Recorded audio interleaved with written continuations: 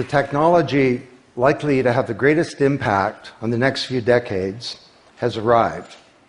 And it's not social media, it's not big data, it's not robotics, it's not even AI. And you'll be surprised to learn that it's the underlying technology of digital currencies like Bitcoin. It's called the blockchain. Blockchain. Now, it's not the most sonorous word in the world, but I believe that this is now the next generation of the internet, and that it holds vast promise for every business, every society, and for all of you individually. You know, for the past few decades, we've had the Internet of Information. And when I send you an email or a PowerPoint file or something, I'm actually not sending you the original, I'm sending you a copy. And that's great. This is democratized information. But when it comes to assets, things like money, financial assets like stocks and bonds, loyalty points, intellectual property, music, art, a vote, carbon credit, and other assets, sending you a copy is a really bad idea. If I send you $100, it's really important that I don't still have money and that I can't send it to you. So this has been called the double spend problem by cryptographers for a long time. So today, we rely entirely on big intermediaries, middlemen like banks, government, big social media companies, credit card companies, and so on, to establish trust in our economy. And these intermediaries perform all the business and transaction logic of every kind of commerce, from authentication, identification of people, through to clearing, settling, and record keeping. And overall, they do a pretty good job, but there are growing problems. To begin, they're centralized. That means that they can be hacked, and increasingly are. And JP Morgan, the US federal government, LinkedIn, Home Depot, and others found that out the hard way. They exclude billions of people from the global economy. For example, people who don't have enough money to have a bank account. They slow things down. It can take a second for an email to go around the world, but it can take days or weeks for money to move through the banking system across the city. And they take a big piece of the action, 10 to 20%, just to send money to another country. They capture our data, and that means that we can't monetize it or use it to better manage our lives. And our privacy is being undermined. And the biggest problem is that overall, they've appropriated the largesse of the digital age asymmetrically. And we have wealth creation, but we have growing social inequality. So what if there were not only an internet of information, what if there were an internet of value?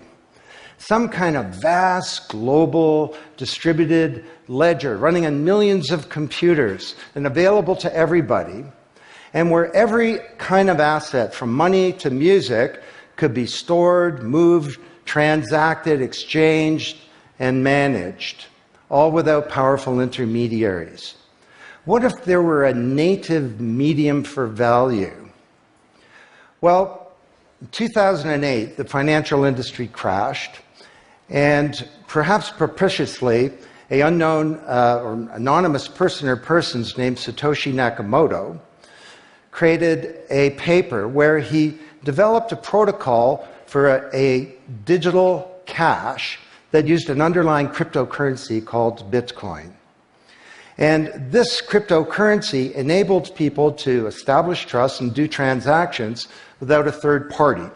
And the seemingly simple act set off a spark that's ignited the world, that has everyone excited or terrified or otherwise interested in many places. Now, don't be confused about Bitcoin, okay? Bitcoin is an asset. It goes up and down, and that should be of interest to you if you're a speculator. More broadly, it's a cryptocurrency. It's not a fiat currency controlled by a nation state, and that's of greater interest. But the real pony here is the underlying technology. It's called blockchain. So, for the first time now in human history, people everywhere can trust each other and transact peer-to-peer. And trust is established not by some big institution, but by collaboration, by cryptography, and by some clever code. And because trust is native to the technology, I call this the trust protocol. Now you're probably wondering, well, how does this thing work? Fair enough. Assets, digital assets like money to music and everything in between, are not stored in a central place, but they're distributed across a global ledger using the highest level of cryptography. And when a transaction is conducted, it's posted globally across millions and millions of computers. And out there around the world is a group of people called miners. These are not young people, they're Bitcoin miners. And they have massive computing power at their fingertips, 10 to 100 times bigger than all of Google worldwide. And these miners do a lot of work. And every 10 minutes, kind of like the heartbeat of a network, a block gets created that has all the transactions from the previous 10 minutes.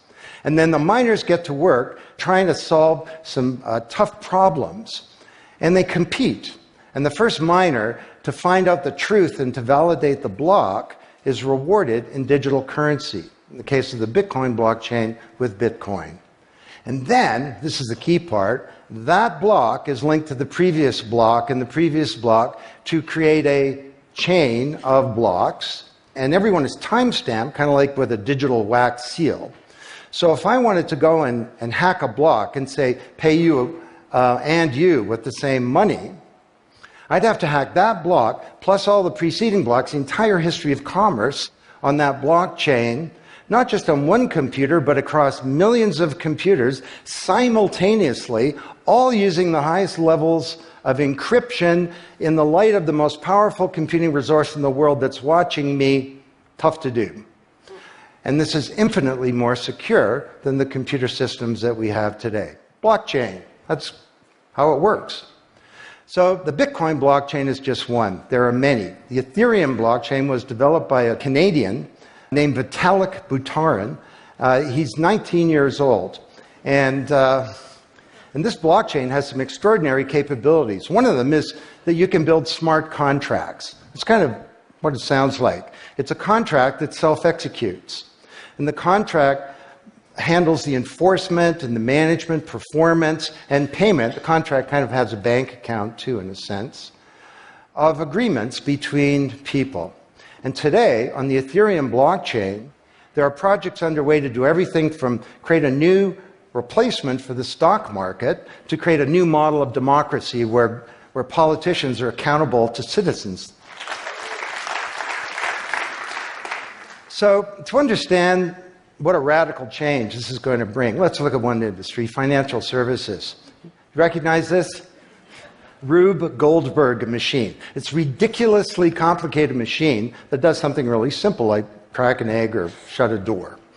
Well, kind of reminds me of the financial services industry, honestly. I mean, you tap your card in the corner store and a bit stream goes through a dozen companies, and each with their own computer systems, some of them being 1970s mainframes, older than many of the people in this room. And 3 days later, a settlement occurs. Well, with a blockchain financial industry, there would be no settlement because the payment and the settlement is the same activity. It's just a change in the ledger. So Wall Street and all around the world, the financial industry is in a big upheaval about this, wondering, can we be replaced, or how do we embrace this technology for success? Now, why should you care? Well, let me describe some applications. Prosperity. The first era of the internet of information, brought us wealth, but not shared prosperity, because social inequality is growing. And this is at the heart of all of the anger and extremism and protectionism and xenophobia and worse that we're seeing growing in the world today. Brexit being the most recent case. So, could we develop some new approaches to this problem of inequality? Because the only approach today is to redistribute wealth, tax people and spread it around more. Could we pre-distribute wealth? Could we change the way that wealth gets created in the first place by democratizing wealth creation, engaging more people in the economy, and in ensuring that they got fair compensation. Let me describe 5 ways that this can be done. Number 1, did you know that 70% of the people in the world who have land have a tenuous title to it? So you got a little farm in Honduras, some dictator comes to power. He says, I know you got a piece of paper that says you own your farm, but the government computer says my friend owns your farm. This happened on a mass scale in Honduras, and this problem exists everywhere. Hernando de Soto, the great Latin American economist, says this is the number 1 issue in the world in terms of economic mobility, more important than having a bank account. Because if you don't have a valid title to your land, you can't borrow against it, and you can't plan for the future. So today, companies are working with governments to put land titles on a blockchain. And once it's there, this is immutable. You can't hack it. This creates the conditions for prosperity for potentially billions of people. Secondly, a lot of writers talk about Uber and Airbnb and TaskRabbit and Lyft and so on as part of the sharing economy. This is a very powerful idea that peers can come together and create and share wealth. My view is that these companies are not really sharing. In fact, they're successful precisely because they don't share. They aggregate services together and they sell them. What if rather than Airbnb being a $25 billion corporation, there was a distributed application on a blockchain, we'll call it Airbnb, and it was essentially owned by all of the people who have a room to rent. And when someone wants to rent a room, they go onto the blockchain database and all the criteria sift through, help them find the right room, and then the blockchain helps with the contracting, it identifies the party, it handles the payments, just through digital payments are built into the system, and it even handles reputation, because if she rates a room as a 5-star room, that room is there, and it's rated, and it's immutable. So the big sharing economy disruptors in Silicon Valley could be disrupted, and this would be good for prosperity. Number 3, the biggest flow of funds from the developed world to the developing world is not corporate investment, and it's not even foreign aid. It's remittances. This is the global diaspora, people who've left their ancestral lands, and they're sending money back to their families at home. This is $600 billion a year, and it's growing, and these people are getting ripped off. Annalee Domingo is a housekeeper, and she lives in Toronto, and every month she goes to the Western Union office with some cash to send her remittances to her mom in Manila. It costs her around 10%. The money takes 4 to 7 days to get there. Her mom never knows when it's going to arrive. It takes 5 hours out of her week to do this. 6 months ago, Annalee Domingo used a blockchain application called Abra. And from her mobile device, she said $300 went directly to her mom's mobile device without going through an intermediary. And then her mom looked at her mobile device, and it's kind of like an Uber interface. There's Abra tellers moving around. She clicks on a teller that's a 5-star teller. He's 7 minutes away. The guy shows up at the door, gives her Filipino pesos. She puts them in her wallet. The whole thing took minutes, and it cost her 2%. This is a big opportunity for prosperity. Number 4, the most powerful asset of the digital age is data. And data is really a new asset class, maybe bigger than previous asset classes like land under the agrarian economy or an industrial plant, or even money. And all of you, we create this data. We create this asset. And we leave this trail of digital crumbs behind us as we go throughout life. And these crumbs are collected into a mirror image of you, the virtual you. And the virtual you may know more about you than you do, because you can't remember what you bought a year ago or said a year ago or your exact location a year ago. And the virtual you is not owned by you. That's the big problem. So today there are companies working to create an identity in a black box. The virtual you owned by you.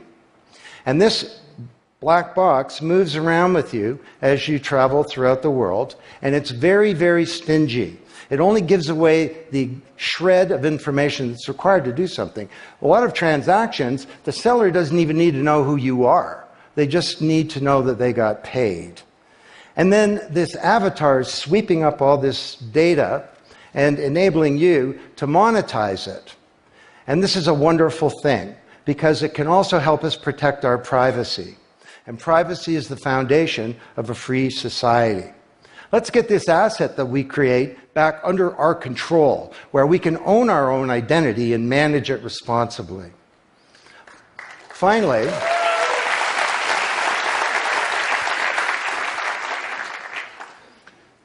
number 5, there are a whole number of creators of content who don't receive fair compensation because the system for intellectual property is broken. It was broken by the first era of the internet.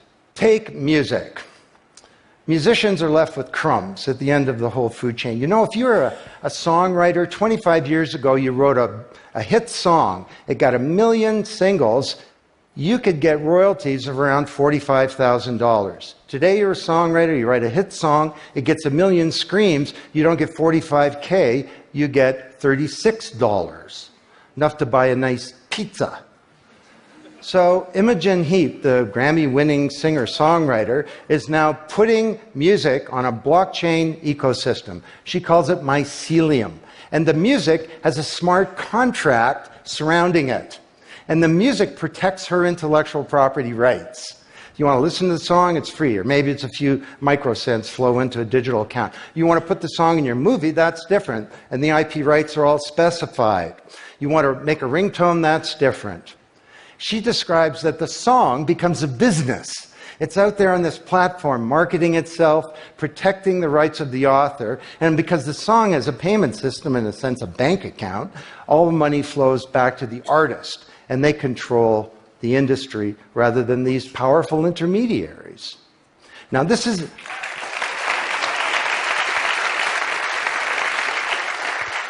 not just songwriters, it's any creator of content, like art, inventions, scientific discoveries, journalists. There are all kinds of people who don't get fair compensation, and with blockchains, they're going to be able to make it rain on the blockchain. And that's a wonderful thing. So, these are 5 opportunities out of a dozen to solve one problem, prosperity, which is one of countless problems that blockchains are applicable to. Now, technology doesn't create prosperity, of course, people do. But my case to you is that, once again, the technology genie has escaped from the bottle, and it was summoned by an unknown person or persons at this uncertain time in human history. And it's giving us another kick at the can, another opportunity to rewrite the economic power grid and the old order of things, and to solve some of the world's most difficult problems, if we will it. Thank you.